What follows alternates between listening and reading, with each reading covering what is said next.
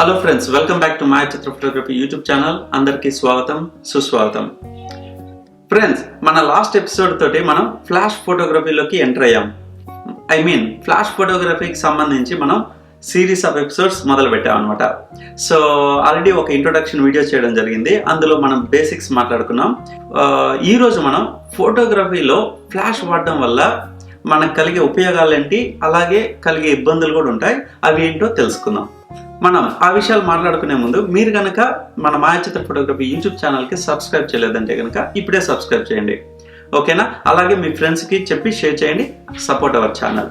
All right, మరి సబ్జెక్ట్లోకి వెళ్ళిపోదాం.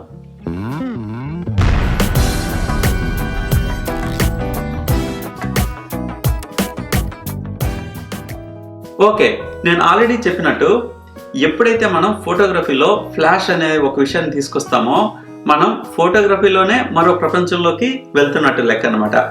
So అలాంటి ఫ్లాష్ వాడడం వల్ల మనకి ఉపయోగాలతో పాటు ఇబ్బందులు కూడా ఉంటాయి.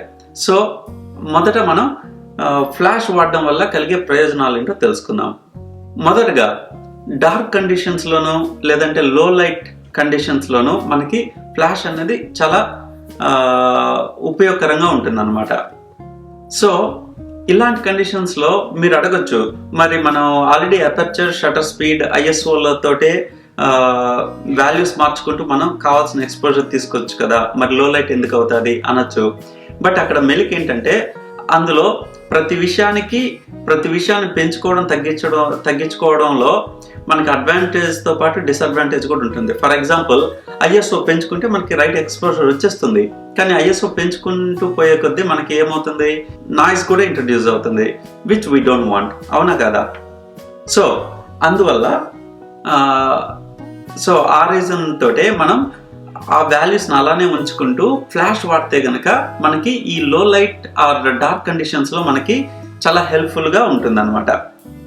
Okay, next, it's great for indoor photography. Indoor photography అంటేనే బేసిక్లీ మనం ఉన్న అంబియన్స్ లైట్, ఈవెన్ మన ఇండోర్ లైట్స్, ఎలక్ట్రికల్ లైట్స్ ఏవైతే ఉంటాయో ఆ లైట్ సోర్సెస్ ద్వారా వచ్చే వెలుతురులోనే మనం ఫోటోలు తీయడం జరుగుతుంది. ఆ టైంలో ఫ్లాష్ వాడితే కనుక మనకి సబ్జెక్టు, ఎన్విరాన్మెంట్ కూడా వెల్ లిట్ కండిషన్స్లో మనం ఫోటో తీయచ్చు. సో అందువల్లే చెప్తా, ఇట్స్ ఫ్లాష్ అనేది really great, sometimes must for indoor photography. ఇక ఓన్లీ ఇండోరేనా, అవుట్డోర్ కదా అంటే ఆబ్వియస్లీ అవుట్డోర్లో కూడా మనకి చాలా సందర్భాల్లో ఫ్లాష్ అనేది ఉపయోగకరంగా ఉంటుంది. ఫర్ ఎగ్జాంపుల్, ఈవెన్ అవుట్డోర్లో సపోజ్ బ్రైట్ సన్లైట్ పడుతుంది అనుకుందాం. బ్రైట్ సన్లైట్లో ఫోటో తీయాల్సి వస్తుంది. అప్పుడు బ్రైట్ సన్లైట్ పడ్డప్పుడు ఏమవుతుందంటే హార్ష్ షాడోస్ మన మీద, మొహం మీద పడుతుంది. సపోజ్ మిట్ట మధ్యాహ్నం తీస్తున్నాం అండ్ సన్లైట్ పైనుంచి పడుతుంది. సన్లైట్ హార్ష్గా ఉంటే కనుక ఈవెన్ కనురెప్పల మీద పడ్డ లైట్ మనకి ఇక్కడ హార్ష్ షాడోస్ వస్తుంది, ముక్కు మీద పడ్డ లైట్ ఇక్కడ షార్ప్ షాడోస్ వస్తాయి అన్నమాట, హార్ష్ షాడోస్. ఆ షాడోస్ని ఫిల్ చేయడానికి మనం ఈ ఫ్లాష్ను వాడచ్చు.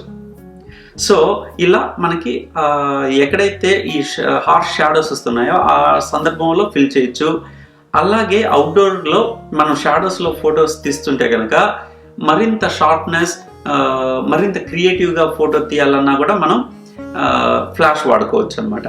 నెక్స్ట్, ఆల్రెడీ చెప్పినట్టు మనకి షార్పర్ పిక్చర్స్ తీయడంలో ఫ్లాష్ అనేది it plays important role. So basically ఎందువల్ల షార్ప్ వస్తుంది అనే విషయాలు కూడా మనం మాట్లాడుకున్నాం. So when you apply flash, obviously subject మీద మోర్ లైట్ పడుతుంది అండ్ మోర్ లైట్ రిఫ్లెక్ట్ అవుతుంది. So more of the details from the subject వచ్చి మనం క్యాప్చర్ చేసే అవకాశం వస్తుంది. ఆ రకంగా మనం షార్పర్ పిక్చర్ తీసే వెలుసుబాటు దొరుకుతుంది అనమాట. సో ఫ్లాష్ యూస్ చేస్తే షార్ప్ పిక్చర్స్ వచ్చే అవకాశం ఎక్కువ ఉంటుంది. సో అది విషయం. ఇక ఫ్లాష్ వాడి మనం చాలా క్రియేటివ్ వరల్డ్లోకి వెళ్ళొచ్చు అనమాట. చాలా క్రియేటివ్గా మనం ఫొటోస్ తీయచ్చు. సో ambient లైట్ని కంప్లీట్గా డార్క్ చేసి ఫ్లాష్ తోటి సబ్జెక్ట్ని వెల్ లైట్ చేసి ఈవెన్ పట్టుపగలు కూడా చీకటిగా చేసి స్టిల్ సబ్జెక్ట్ని వెల్ ఎక్స్పోజ్ చేయొచ్చు. అలా ఒకటి కాదు, మనం ఈ విషయాలన్నీ మాట్లాడుకుంటూ వెళ్తాం అండ్ అలాగే ప్రాక్టికల్ కూడా చేసి చూడడం జరుగుతుంది గోయింగ్ ఫార్వర్డ్. సో ఓవరాల్గా అయితే నేను చెప్పే విషయం ఇందులో we can make our photography more creative. మన ఫోటోగ్రఫీని క్రియేటివ్ లెవెల్లోకి తీసుకెళ్ళొచ్చు అనమాట. ఓకే, అదొక అడ్వాంటేజ్. నెక్స్ట్, ఈవెన్ ఇందాక మనం అవుట్డోర్ బ్రైట్ సన్లైట్ అనుకున్నాం కదా. నెక్స్ట్, ఈవెన్ కంప్లీట్ డార్క్నెస్, ఎక్కడైతే చిమ్మ చీకటిగా ఉంటుందో అప్పుడు కూడా మనం సబ్జెక్ట్ని వెల్ లిట్ చేసుకొని ఫొటోస్ తీయొచ్చు అనమాట. So that is possible through using flash. So ఇలా మనకి చాలా అడ్వాంటేజెస్ ఫ్లాష్ వాడడం వల్ల జరుగుతుంది. మనం ఫ్లాష్ వాడడం వల్ల మనకి కలిగే ప్రయోజనాలతో పాటు అదర్ సైడ్ కొన్ని ఇబ్బందులు కూడా ఎదురవుతాయి. కొన్ని నష్టం అని చెప్పను కానీ నష్టాలు కూడా ఉంటాయి అన్నమాట. అవి ఏంటో తెలుసుకుందాం. సో ఫ్లాష్ వాడడం వల్ల మనకు కలిగే ఇబ్బందులు ఏంటి? మొదటగా చెప్పాలంటే కనుక it comes with additional cost. Flash అంటేనే new new flash device, say for example new flash device కొనుక్కోవాలన్నమాట. నా దగ్గర Canon 600 EX2RT ఉంది అనమాట. సో ఇది లిటరలీ ఎంత, $500, క్లోజ్ టు $500 అనమాట. ఇది $500 అంటే మనకి 50,000 చిల్లర వస్తుంది మన ఇండియన్ కరెన్సీలో. చూసారా ఎంత కాస్టో. కాబట్టి సో ఫ్లాష్ వల్ల వన్ ఆఫ్ ద డ్రాబ్యాక్స్ వచ్చి it comes with additional cost.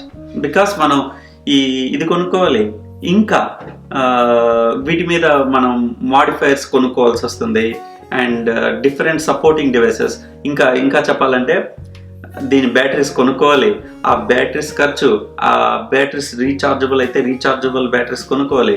So డెఫినెట్గా ఇట్ కమ్స్ విత్ కాస్ట్ అనమాట. సో ఇది మోర్ ప్రొఫెషనల్ ఫోటోగ్రాఫర్స్కి ఇది మస్ట్ అనమాట. ఫ్లాష్ లేకుండా మనం ఏ ప్రొఫెషనల్ ఫోటోగ్రాఫర్స్ చూడం బేసిక్లీ, ఎస్పెషల్లీ ఇండోర్ ఫొటోస్లో కానీ సమ్ టైమ్స్ అవుట్డోర్లో కూడా. సో మేజర్ డ్రాబ్యాక్ ఏంటంటే ఆబ్వియస్లీ కాస్ట్, అండ్ కాస్ట్ పెట్టబట్టే మనకి మోర్ బెటర్ రిజల్ట్ వస్తుంది. సో దర్ ఇస్ ఏమంటారు, ఒకటి పెరిగితే ఇంకోటి తగ్గుతుంది, ఇంకోటి తగ్గితే ఇంకోటి పెరుగుతుంది. So there is some balance. మనకి ఏం కావాలో ఆ ఏరియాలో మనం చూస్ చేసుకొని we can stand there. So అది సో ఇంకొక ఇబ్బంది ఏంటంటే అడిషనల్ ఎఫర్ట్ పెట్టాల్సి వస్తుంది. సో ఎలా అయితే ఎప్పుడైతే మనం అడిషనల్ డివైస్ యాడ్ చేస్తామో దీని మూత బరువు నుంచి దీని మెయింటెనెన్స్ ఎఫర్ట్, తర్వాత ఫ్లాష్, ఆఫ్ కెమెరా ఫ్లాష్ పెట్టాలంటే మళ్ళీ సపరేట్గా ట్రైపాడ్, దీన్ని హోల్డర్ పెట్టుకోవాలి. అండ్ మనం ఇంకోటి ఏంటంటే ఎప్పుడైతే నేను ఇంకొక విషయం కూడా చెప్పాను, రైట్ ఎక్స్పోజర్ పొందడానికి క్రియేటివ్గా చేయాలంటే we have to play with trial and error మెథడ్లో. సో మనం ఇమీడియట్గా ఒక పిక్చర్ తోటి వర్కౌట్ అయిపోదు. ఫస్ట్ మనం అన్ని సెటప్ చేసుకోవాలి, అండ్ ఒకసారి లైటింగ్ అంతా సరిపోతుందో చూసుకోవాలి, ఇది ముందుకు పెట్టాలి, ఇది వెనక్కి పెట్టాలి, అండ్ పవర్ తగ్గించాల్సి వస్తుంది. సో ఇదంతా ఏంటంటే ఒక పిక్చర్ తీసే ముందు మనం పెట్టే ఎఫర్ట్ అనేది ఆల్మోస్ట్ డబల్, ఇంకా ట్రిపుల్ కూడా అవుతుంది అనమాట ఎప్పుడైతే మనం ఫ్లాష్ వాడతామో. సో ఇదంతా ఇబ్బంది కింద వస్తుంది అనమాట. ఎక్కడైతే మనం న్యాచురల్ లైట్ ఫోటోగ్రఫీ చేస్తామో ఇట్స్ నాట్ అబౌట్ ఇంకా ఈ విషయాలన్నీ ఏముండదు అనమాట. డైరెక్ట్గా we get the right exposure using those exposure triangle and we get the shot. So extra effort పెట్టాల్సి వస్తుంది. ఇది ఒక పెద్ద ఇబ్బంది, తలనొప్పి అని చెప్తా. ఓకే, అనదర్ డ్రాబ్యాక్ ఏంటంటే ఒకవేళ మనం పోర్ట్రేట్స్ తీస్తున్నప్పుడు ఫ్లాష్ వాడుతుంటే కనుక పర్సన్స్ది ఈ 1 or 2 అయితే ఓకే. ప్రాబ్లం ఏంటంటే సబ్జెక్ట్స్ వచ్చి సబ్జెక్ట్ ఇన్ ద సెన్స్ ఎవరి ఫోటో అయితే మనం తీస్తున్నామో, సపోజ్ పెళ్లి కూతురు పెళ్లి కొడుకు ఫోటో అనుకో. సో ఈ ఫ్లాష్ పడి చాలా ఇరిటేటింగ్గా కళ్ళంతా ఎర్రగా అయిపోతుంటుంది అనమాట. And they have to stare. Flash పడ్డప్పుడల్లా కళ్ళు మూయాల్సి వస్తుంది. అది నిజానికి వెరీ అన్కంఫర్టబుల్ సిచ్యువేషనే. సో అందువల్లే క్యాండిడ్ ఫోటోగ్రఫీ ఎక్కువ మంది లైక్ చేస్తుంటారు. క్యాండిడ్ ఫోటోగ్రఫీ వితౌట్ ఫ్లాష్ అనేది ఎక్కువ ఎంజాయ్ చేస్తుంటారు అనమాట. ఏంటంటే అంత ఎఫర్ట్ పెట్టాల్సిన అవసరం లేదు, అండ్ ఇబ్బంది పడాల్సిన అవసరం లేదు. సో ఇక్కడ ఏంటంటే ఫ్లాష్ వాడితే మనకి మంచి రిజల్ట్స్ వస్తాయి ఇన్ టర్మ్స్ ఆఫ్ ఎక్స్పోజర్ క్యాలిక్యులేషన్స్లో. బట్ ప్రాబ్లం ఏంటంటే సబ్జెక్ట్ ఇబ్బంది పడతారనమాట. సో ఇక్కడ ఫర్ ఎగ్జాంపుల్ పెళ్లి కూతురు ఫోటో తీస్తున్నాం, టూ మెనీ ఫ్లాష్ వాడాల్సి వస్తుంది. టూ మెనీ ఫొటోస్ తీస్తుంటే కనుక ప్రతిసారి ఫ్లాష్ తనకి ఇబ్బంది క్రియేట్ చేస్తుంది. త్వరగా టైర్డ్ అయిపోతారు, అండ్ త్వరగా దే ఫీల్ లైక్ అబ్బా చాలు అన్న ఫీలింగ్ వచ్చేస్తారనమాట. సో ఆబ్వియస్లీ అదొక డ్రాబ్యాకే చెప్పాలి ఫ్లాష్ వాడడం వల్ల. ఇక ఫ్లాష్ వాడడం వల్ల సమ్ టైమ్స్ మంచి ఫోటో కూడా చెడిపోయే అవకాశం ఉంటుంది. ఎందుకంటే మంచి photo in the sense sometimes moment, ఆ స్మైల్, ఆ మూమెంట్ అన్నది మళ్ళీ రాదు.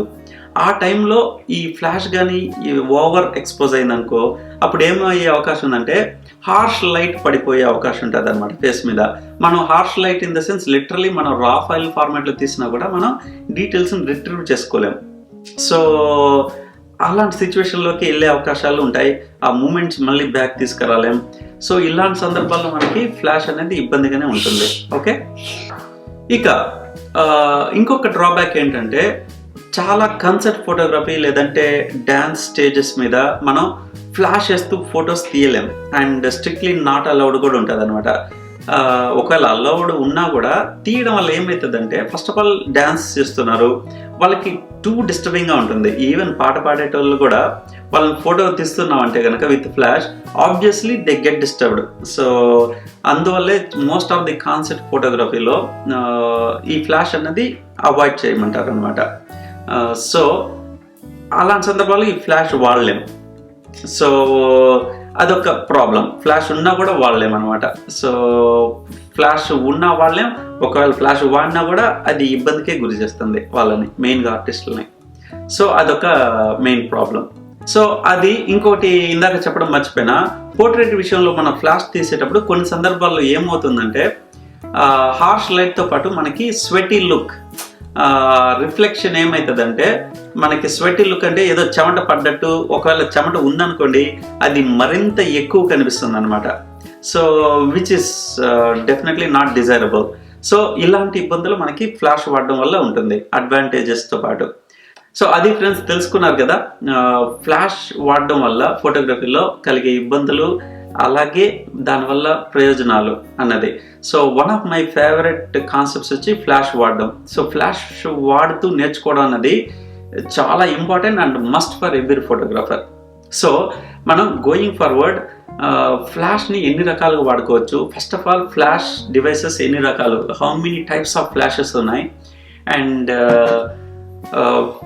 ఫ్లాష్ని మనం క్రియేటివ్గా ఎన్ని రకాలుగా వాడుకోవచ్చు, అండ్ ఫ్లాష్తో పాటు మనం వాడాల్సిన other supporting units like flash modifiers అంటే ఏంటి, డిఫరెంట్ టైప్స్ ఆఫ్ మాడిఫైయర్స్ గురించి తెలుసుకుందాం, అండ్ ఫ్లాష్కి కంటిన్యూస్ లైట్కి డిఫరెన్సెస్, ఇలాంటి విషయాలన్నీ మనం చర్చించుకోబోతున్నాం. సో అది ఫ్రెండ్స్ ఫర్ దిస్ ఎపిసోడ్. మీకు కనుక ఈ ఎపిసోడ్ నచ్చినట్లయితే కనుక please click that like button and don't forget to subscribe and share with your friends. Okay, మరి నెక్స్ట్ వీడియోలో మరో ఇంట్రెస్టింగ్ టాపిక్ తోటి వస్తా. Till then you guys take care, bye.